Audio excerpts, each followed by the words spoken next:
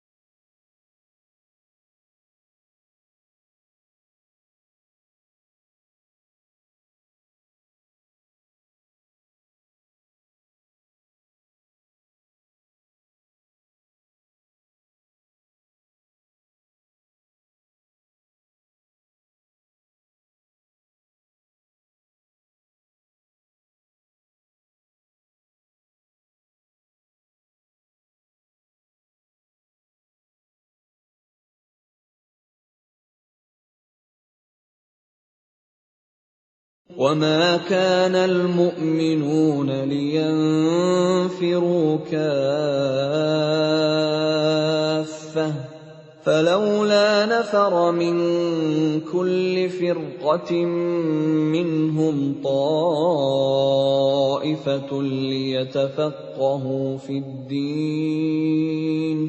لِيَتَفَقَّهُوا فِي الدِّينِ وَلِيُنذِرُوا قَوْمَهُمْ إِذَا رَجَعُوا إِلَيْهِمْ لَعَلَّهُمْ يَحْذَرُونَ.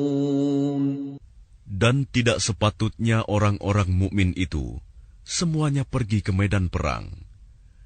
Mengapa sebagian dari setiap golongan di antara mereka tidak pergi untuk memperdalam pengetahuan agama mereka dan untuk memberi peringatan kepada kaumnya apabila mereka telah kembali, agar mereka dapat menjaga dirinya. Jadi dari ayat di atas dijelaskan bahwa memang sebagai umat muslim diperintahkan untuk memperdalam ilmu agama Islam.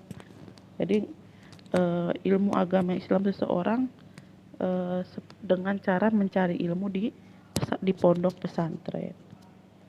Kemudian tujuan pondok pesantren ada dua, yaitu tujuan umum dan tujuan khusus. Ya, tujuan pondok pesantren ada dua. Pertama tujuan umum dan tujuan khusus. Sekarang tujuan umum dulu. Tujuan umum pesantren adalah untuk membina warga negara agar berkepribadian muslim sesuai dengan ajaran agama Islam dan menanamkan rasa keagamaan tersebut pada semua segi kehidupan dan mempersiapkan seseorang untuk menjadi manusia yang berguna bagi agama, masyarakat, bangsa, dan negara. Jadi seorang santri yang ada di pesantren itu dibina menjadi seseorang atau menjadi seseorang yang berkepribadian muslim, bukan hanya muslim, dan juga nasionalis yang cinta negara, ya. Jadi berkepribadian muslim dengan ajaran agama Islam dan menanamkan rasa keagamaan pada semua segi kehidupan. Dan santri juga dipersiapkan untuk menjadi manusia yang berguna bagi agama, masyarakat, bangsa, dan negara. Jadi kalian namanya santri ya digembleng di pondok, diajarkan segala ilmu yang akan supaya mereka siap untuk ketika kembali ke rumah, mereka siap untuk bereksis di masyarakat gitu. Mereka bisa berguna untuk masyarakat, bangsa, dan negara. Kemudian tujuan khususnya yaitu pertama mendidik santri untuk menjadi seorang muslim yang bertakwa kepada Allah, berakhlak mulia, memiliki kecerdasan, keterampilan, dan sehat lahir batin sebagai warga negara yang berdasarkan Pancasila. Yang kedua, mendidik santri agar menjadi kader-kader ulama dan mubaligh yang berjiwa ikhlas, tabah, tangguh, wira swasta, dan mengamalkan syariat Islam secara utuh. Yang ketiga, mendidik santri memiliki kepribadian dan semangat kebangsaan agar dapat menumbuhkan manusia-manusia pembangunan yang dapat membangun dirinya sendiri dan bertanggung jawab terhadap pembangunan bangsa dan negara.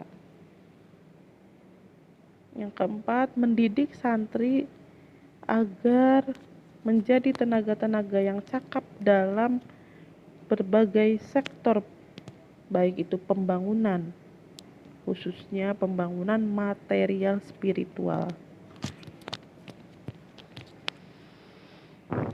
Yang terakhir, mendidik santri agar dapat membantu peningkatan kesejahteraan sosial masyarakat dalam mensukseskan terwujudnya pembangunan bangsa dan negara. Itulah tujuan khususnya. Kemudian yang terakhir dari sejarah pesantren yaitu prinsip pendidikan pondok pesantren. Prinsip-prinsip pendidikan pondok pesantren terlihat dalam 5 elemen dan pola hidup santri yang memperlihatkan ciri-ciri pendidikan pondok pesantren. 5 elemen pendidikan pondok pesantren tersebut adalah: pertama, jadi kayak syarat gitulah. Sebuah pesantren itu harus apa? Pertama, yang namanya pesantren harus ada kiai.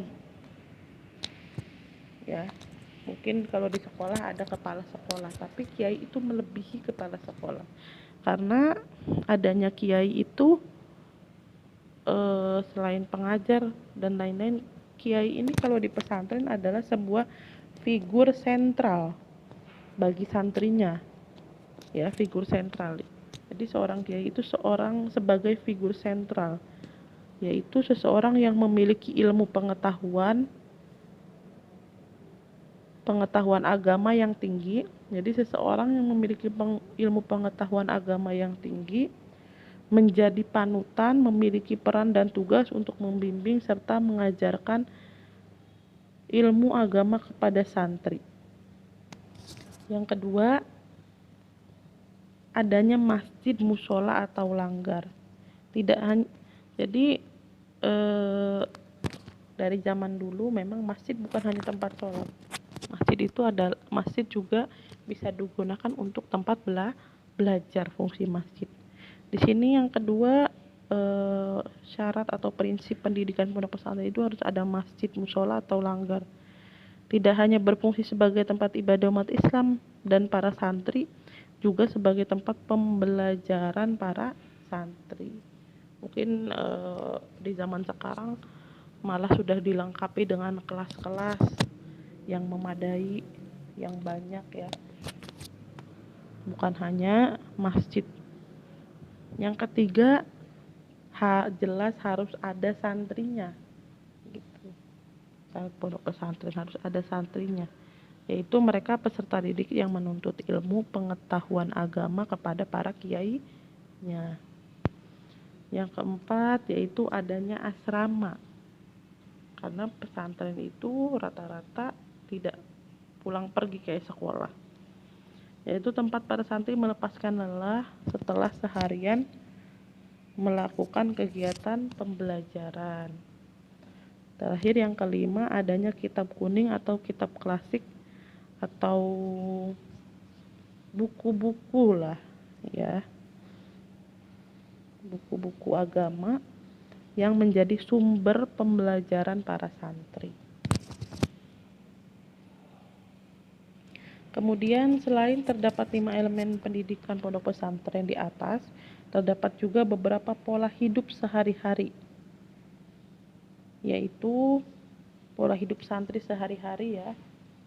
Kalian sebagai seorang santri berpola hidup seperti ini enggak ketika di pesantren? Pertama, yang namanya santri itu hidup seadanya, bukan bermewah-mewahan. Jadi hidup seadanya. Terus yang kedua, berjiwa ikhlas. Misalnya hari ini lauknya lagi nggak enak, harus ikhlas. Misalnya banyak lah ya yang kalian hadapi di pondok, jadi kita harus berjiwa ikhlas. Misalnya kita lagi mendapat nilai yang buruk, berjiwa ikhlas, tapi harus punya semangat juga. Yang ketiga, berjiwa sederhana. Harus berjiwa sederhana ya. Jangan kalian di pondok yang ibu aneh semua dibawa ya. Kiriman di rumah semua dibawa, maunya bawa ini bawa itu. Harus berjiwa sederhana. Kalau jadi santri itu emang lagi susah, harus susah ya. Yang keempat, berjiwa ukhuwah Islamiyah.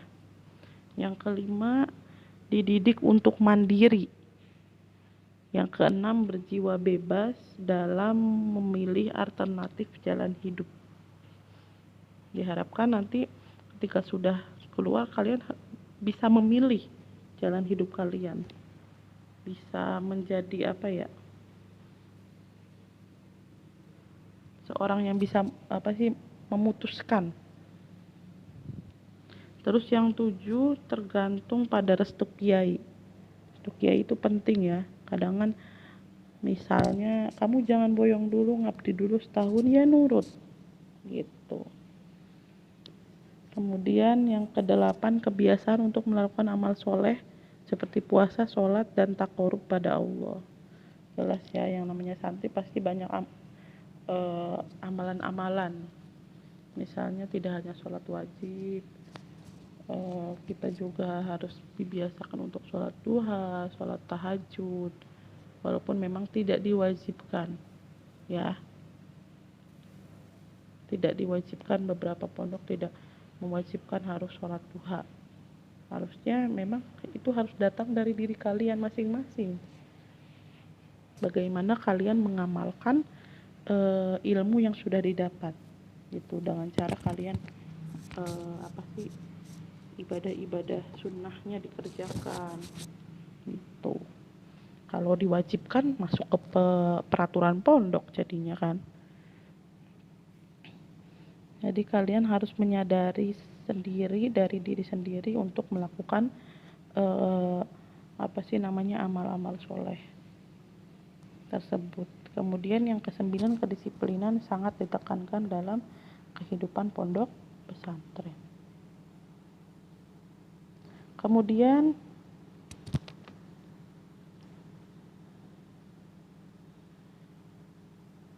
metode pembelajaran di pondok pesantren ya.